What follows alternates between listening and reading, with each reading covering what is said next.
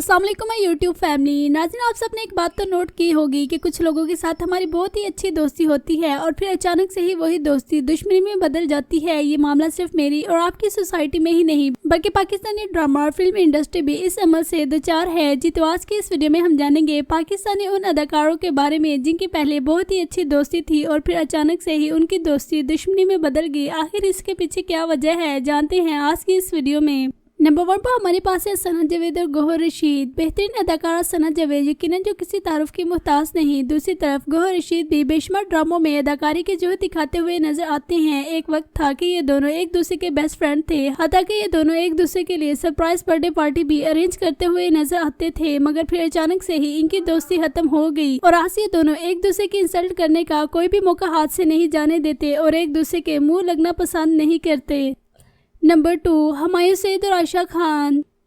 अपनी बहुत ज़्यादा उम्र होने के बावजूद हुमायूं सईद आज भी ड्रामों में हीरो का किरदार करते हुए नजर आते हैं। दूसरी तरफ आयशा खान जो कि शादी के बाद इंडस्ट्री से गैप ले चुकी हैं, उम्मीद है कि जल्द ही वापस आएंगी। हुमायूं सईद आजकल जेंटलमैन ड्रामे में अदाकारी के जोर दिखाते हुए नजर आ रहे हैं। हुमायूं सईद और आयशा खान की दोस्ती भी किसी से ढकी छुपी नहीं थी। ये दोनों ना सिर्फ ड्रामों में एक साथ काम किया करते थे बल्कि ये दोनों सैर तफरी भी एक साथ ही किया करते थे। अचानक से ही फिर इन दोनों की दोस्ती भी खत्म हो गई और आज ये दोनों एक दूसरे को नफरत की निगाह से देखते हुए नजर आते हैं। नंबर 3 पर हमारे पास है हिना अल्ताफ और मुनीब भट्ट। हिना अल्ताफ और मुनीब भट्ट इंडस्ट्री में मौजूद एक कामयाब तरीन अदाकार माने जाते हैं और इनके बनाए गए ड्रामे अवाम काफ़ी शौक से देखती है। ये दोनों ना सिर्फ ड्रामों बल्कि फिल्मों में भी अदाकारी के जोहर दिखाते हुए नजर आते हैं। हिना अल्ताफ ने एक शो में मुनीब भट्ट के बारे में बहुत ही बुरे अल्फाज इस्तेमाल किए थे। इन्होंने कहा कि मुनीब भट्ट को एक्टिंग बिल्कुल भी नहीं आती और पता नहीं कौन से पागल लोग इनको ड्रामा दे देते हैं। मुनीब भट्ट की शादी इंडस्ट्री में मौजूद एक महंगी तरीन शादी भी मानी जाती है। जब भी किसी अदाकार की महंगी तरीन शादी का जिक्र आता है तो उसमें सबसे पहले मुनीब भट्ट का नाम ही लिया जाता है, जिस पर भी हिना अल्ताफ ने अच्छे ख्यालात का इजहार नहीं किया था बल्कि बुरे ख्यालात का इजहार करते हुए नजर आई थी, जिस पर मुनीब भट्ट ने तो कुछ नहीं कहा मगर मुनीब भट्ट के वाइफ एमन खान ने हिना अल्ताफ को काफी खरी खरी सुनाई और तब से लेकर ये तीनों एक साथ नहीं दिखाई दिए बल्कि एक दूसरे को नफरत की निगाह से देखते हुए नजर आते हैं। नंबर 4 पर हमारे पास है अली जफर और मिशा शफी।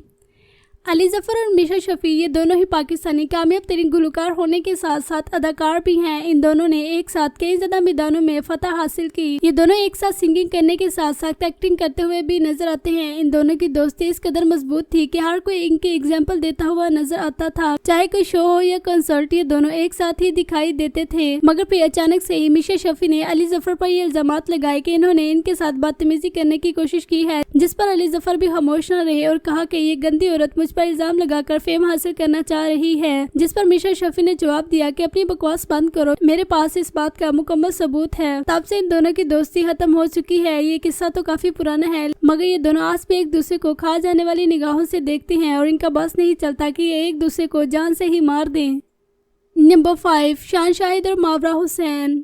फिल्म इंडस्ट्री के बेताज बादशाह शान शाहिद यकीनन जो किसी तारुफ के मुहताज नहीं, आज भी पाकिस्तानी कामयाब तरीन एक्ट्रेसेस इनकी तारीफें करती हुई नजर आती हैं और इनके साथ काम करने की ख्वाहिश रखती हैं, जिनमें से एक नाम यमुना जैदी का है। वो यमुना जैदी का कहना है कि वो शान शाहिद की बहुत बड़ी फैन हैं। जहां पर बहुत सारी अदाकारी शान शाहिद की रिस्पेक्ट करती हुई नजर आती हैं, वहाँ ही मावरा हुसैन का भी एक नाम है। मावरा हुसैन भी शान शाहिद की काफी ज्यादा रिस्पेक्ट करती हुई नजर आती थी। मगर फिर होता कुछ यूँ है कि जब मावरा हुसैन इंडिया में काम करने गई तो पीछे से शान शाहिद ने कहा कि जो लोग पाकिस्तान को छोड़कर इंडिया में काम करने जाते हैं उनको पाकिस्तान में बैन कर देना चाहिए। स्पेशल हैशटैग मावरा हुसैन लगाया, जिस पर मावरा हुसैन भी बरहम हुई और इन दोनों की आपस में काफी ज्यादा लड़ाई भी हुई। तब से लेकर ये दोनों एक दूसरे से बात करना बिल्कुल भी पसंद नहीं करते।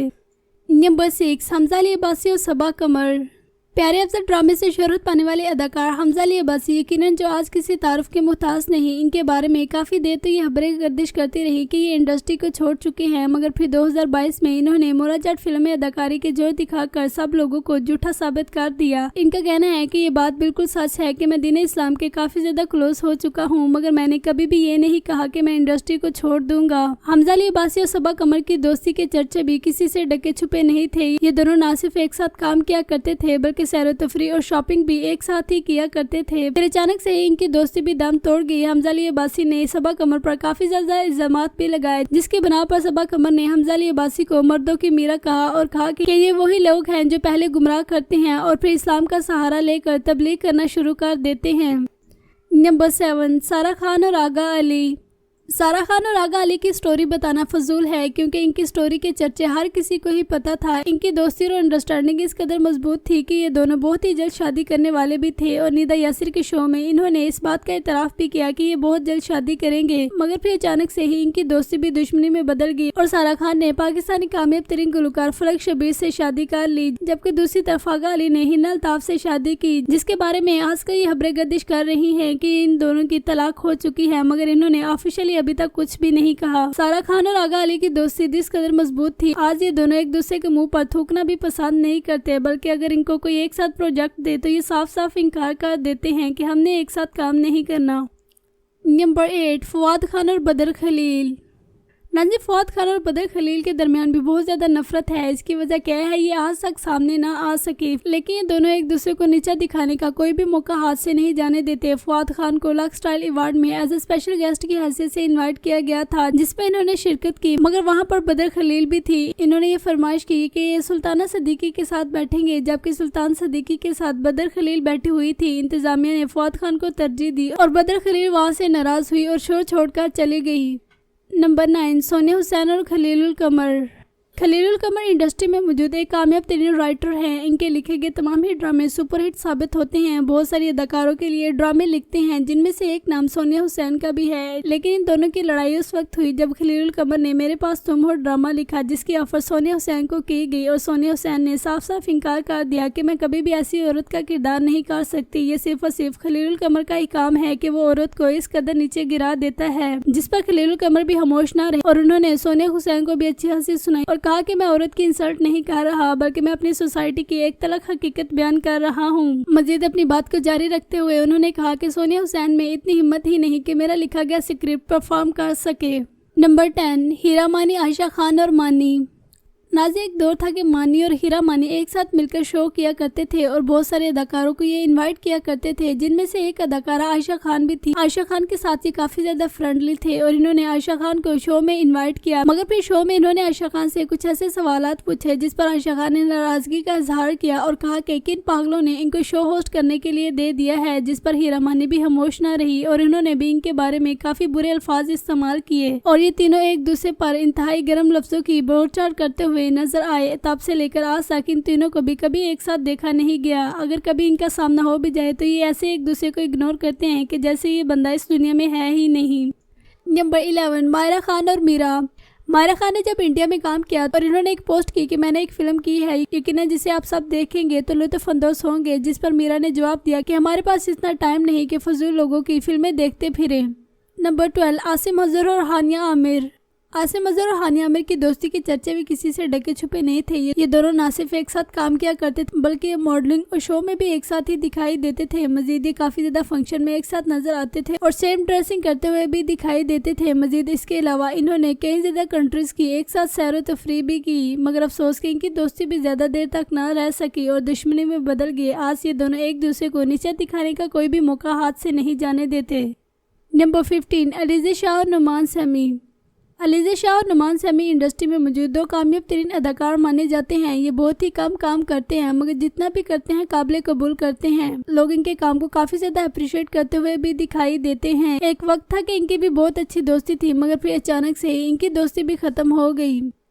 नंबर 16, फिरोज खान और सज्जल अली।